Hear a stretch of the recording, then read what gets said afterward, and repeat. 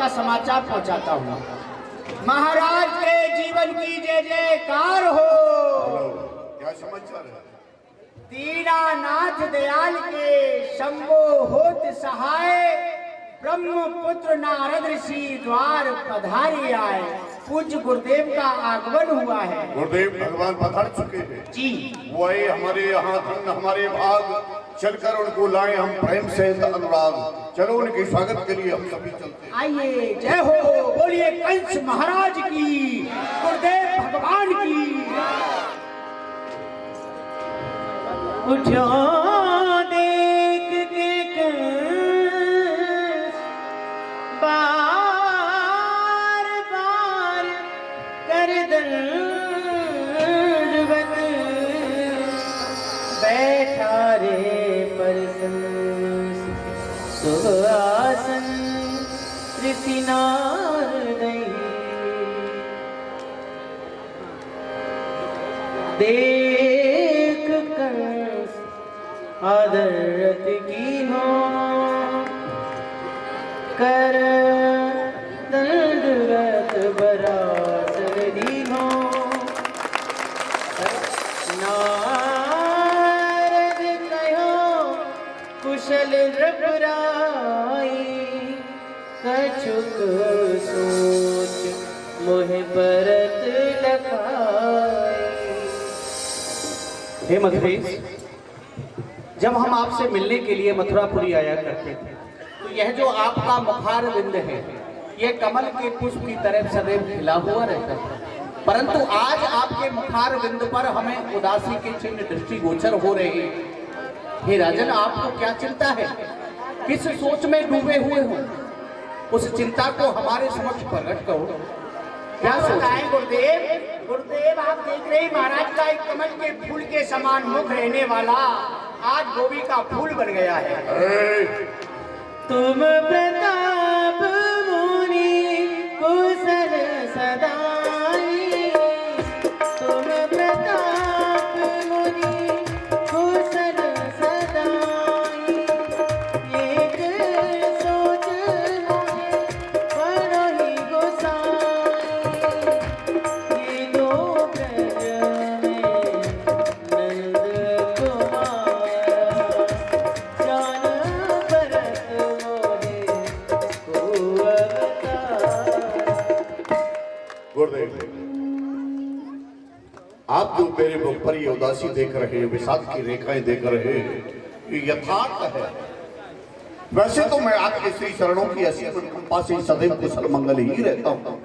कुशल है मुनिवर यहाँ सब आपके प्रताप से।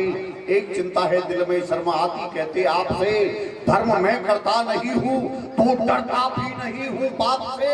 दिल के अंदर डर एक, मैं तप्त हूँ संताप से। और वो संताप ये है गुरुदेव, ब्रज में बालक नंद के हैं कोई अवतार में, जिन्हें की सब लोग कहते, जिन्हें बलराम कन्हई तिनकी गति मत जानी ना जाई। जिन्हें सब लोग कृष्ण बलराम के नाम से जाना करते हैं, उनकी गति मति का पार आज तक किसी ने नहीं पाया गुरुदेव। ब्रज में बालक नंद के हैं कोई अवतार में, जो वीर चक्का मार ले देते उनको मार में। कोई अवतारी मालूम पड़ते हैं, क्योंकि जो भी मेरा वीर ब्रज प्रदेश के लिए जाता है, कृष्ण बलराम को मारने के लिए जाता है, तो सारे योद्धाओं को धराशाही कर देते हैं। मैंने बकी पठाए दई पहले ही, बकासुर की बहन बकी, जिसे सब लोग पूतना के नाम से जानते हैं, उसे भी मैंने कृष्ण को मारने के लिए भेजा, लेकिन कृष्ण ने उसे भी धराशाही कर दिया गुरुदेव। मैंने बहुत सारे उपाय किए, लेकिन सारे निष्फल हो गए। उपाय में ही सोच डाली, चिंता हुई ना हल की। विचित्र बालक है वो वंशी वाला, खबर है जिसको हर एक पल की। उसने अघासुर की जान ले ली, जड़ोकारी पूतना के बल की। कागासुर को तो यूं मरोड़ा जैसी टूटी एक नली कमल की। गुरुदेव, उसी कन्हैया के कारण आज विरोध मेरी जनता में बढ़ गया है। विचित्र बालक है वो वंशी वाला, जो मुकाबले कंस के अड़ गया है, क्योंकि आज उसका साहस बढ़ता हुआ जा रहा है। और हम उपाय पर उपाय कर रहे हैं, लेकिन मारने में नहीं आ रहा है। अब आप ही बताएं गुरुदेव, कि किस तरह मारू उन्हें, मार्ग में कंटक पड़े हैं, किस तरह झाड़ू हैं। अब आप ही कोई उपाय बतलाइए, क्योंकि वो मारने में नहीं आ रहा है। मैंने बतलाया मुझे कोई अवतारी मालूम पड़ता है। क्या ये बात सत्य है गुरुदेव? तब बोले मुनि नृपत सो, सत्य कहीते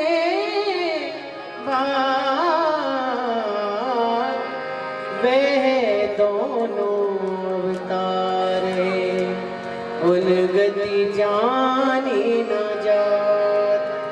हे राजन, आपने उन दोनों बच्चों के विषय में जो भी बातें कही हैं, आपकी बातों को जान करके हमें भी ऐसा प्रतीत होता है कि अवश्य ही वो जो दो बच्चे हैं कृष्ण और बलराम, वो साधारण नहीं है, क्योंकि सकल अमानुष कर्म उनके जो कर्म हैं वह हमें मानवों जैसे दृष्टिगोचर होते नहीं। वो कौन है, क्या है, ये हम बताने के लिए जा रहे हैं।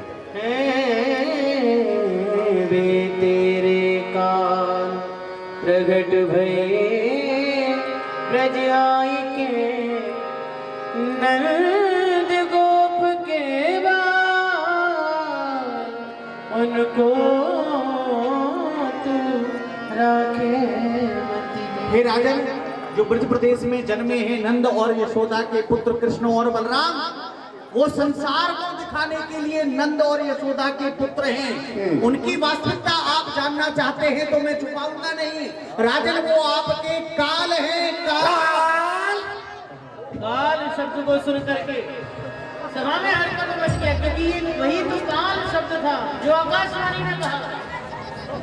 वह काल ही होगा। काल शब्द देखा गुरुदेव, काल शब्द सुन करके मेरे योद्धाओं के रक्त में उबाल। हमारा काल कोई नहीं हो सकता। काल जिसका मैं स्वयं नहीं, काल का अंश हूँ, सतगुरु के पंच का हारी अंश हूँ। गुरुदेव, काल काल कह करके आप हमें डराए नहीं, हमें कोई उपाय बताएं। हाँ गुरुदेव, आप काल काल कह करके हमको ना डराएं। हमारी सरकार का कोई काल नहीं हो सकता, क्योंकि इनकी तो अकाल मृत्यु है। नारायण नारायण।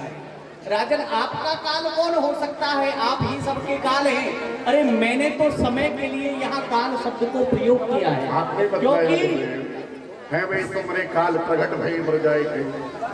समय आपने के कहा बदले कैसे जो कहा? प्रगट हुए हैं वर्ग में, हाँ दोनों बच्चे हाँ। शीघ्रता से समाप्त कराओ, इसलिए मुझे फोन आया।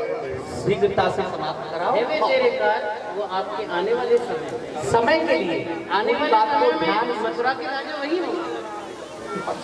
नारायण नारायण। आपकी तो गुण भाषा चल रही है। गुण हाँ, क्योंकि ये देववाणी है ना, और देववाणी को कोई देवता ही समझ सकता है। मनुष्य की सामर्थ्य कहा, जो देववाणी को समझ पाए। आप देव इसीलिए तो आपको हमने अपना गुरु बनाया है, समय समय पर समझाते रहे। अब आप उन बच्चों को मारने का उपाय जानना है, तो उपाय हम आपको बता रहे हैं, ध्यान से श्रवण करें। एक बात मेरे जिए आवे, कहूँ नपत जो तो जिए भावे। काली अहरे हो यमुना की, कहाँ कमल फूले विपुलाई, कहाँ कमल फूले विपुलाई।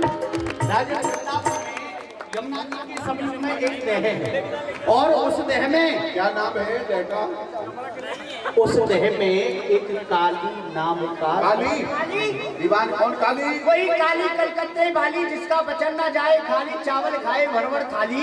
जा बैठी पीपल की डाली, धोती बांधे ढीली ढाली।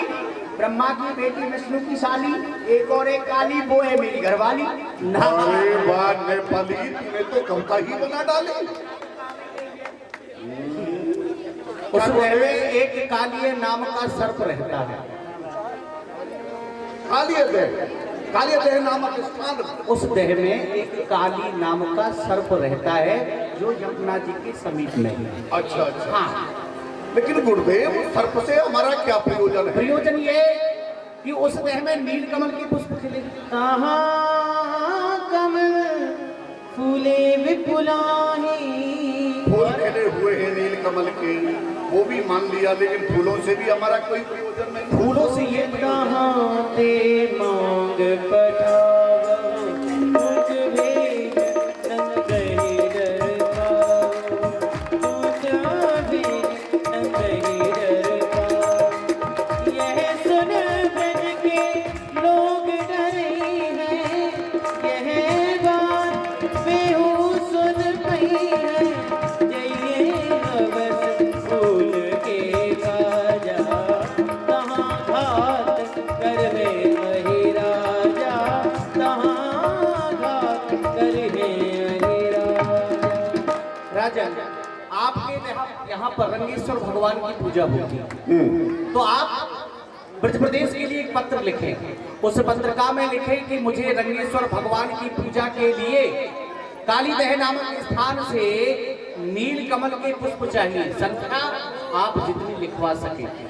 जब आपका दूत उस पत्र को लेकर के ब्रज प्रदेश के लिए जाएगा और भोले ब्रजवासियों को यह पता चलेगा कि हमारे महाराज ने कालीदह नामक स्थान से नील कमल के पुष्प मंगवाए हैं, तो इस बात को सुन करके भोले ब्रजवासी तो डर जाएंगे। और जब इस बात को कृष्ण और बलराम सुनेंगे, तो हमने सुना है कि वह बच्चे बड़े ही हठीले हैं, हटके बसीबूत होकर के वो फूल लेने के लिए अवश्य जाएंगे। और राजन, जो फूल लेने जाएगा वह लौट कर नहीं आएगा। अरे लाठी भी टूटे नहीं और सर्प मारा जाएगा। वाह गुरुदेव वाह, उस देह में जो नाग रहता है उसमें से कृष्ण फूल लेने जाएगा। हाँ। और नाग उसे डस लेगा और कृष्ण वहीं पर मर जाएगा।